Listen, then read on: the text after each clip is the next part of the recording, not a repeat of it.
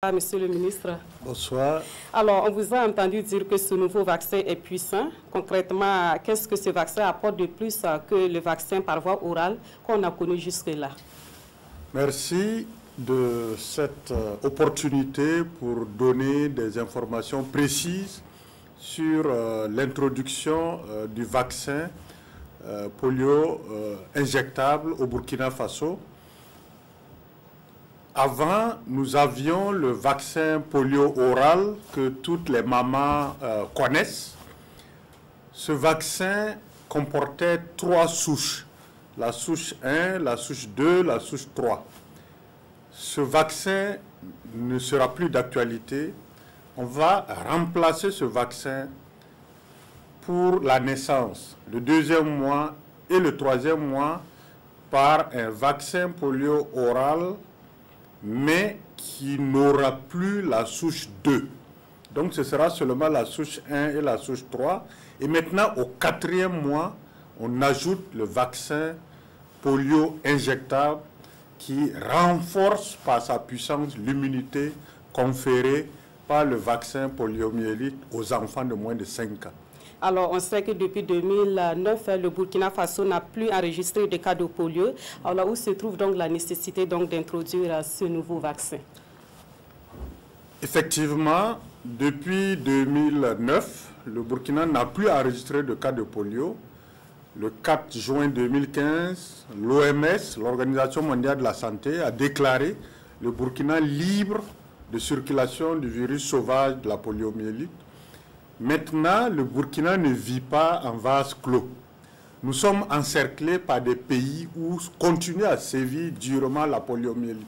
Je peux citer le Nigeria, je peux citer la Guinée, et vous connaissez l'ensemble des brassages de population entre ces différentes communautés.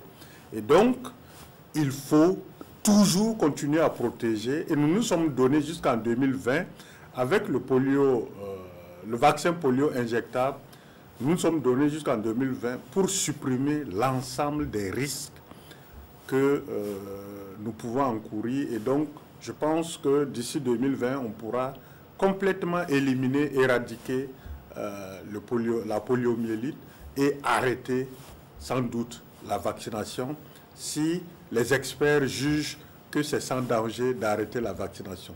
Et cela voudrait dire que les populations devront donc s'habituer à ce nouveau vaccin qui fait partie désormais des vaccinations de routine. Effectivement, il n'y aura pas de campagne. C'est toujours la vaccination de routine dans les centres de santé. Et donc, tout se fera normalement, mais au 4e mois, on va rajouter le vaccin polio injectable. Alors, autre chose, Monsieur le ministre, hier, vous avez lancé la campagne de chimioprévention du paludisme saisonnier chez les tout-petits. Est-ce que vous pouvez nous rassurer également concernant donc ce sujet, que les conditions sont vraiment réunies pour la réussite de cette campagne?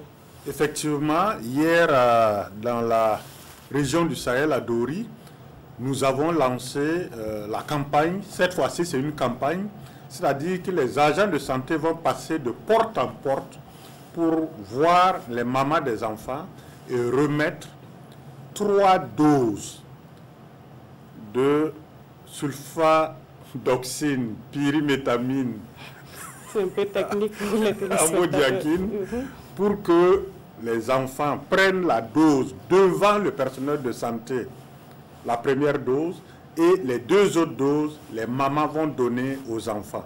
Et donc, c'est pendant la période de la saison des pluies, le paludisme sévit durement et tue au maximum les enfants. Et cette stratégie qui couvre l'ensemble de cette saison de haute transmission du paludisme permet d'empêcher que les enfants ne contractent le palu ou ne meurent du palu. En tout cas, nous avons calculé que ça réduisait de près de 40% la mortalité due au paludisme durant cette période.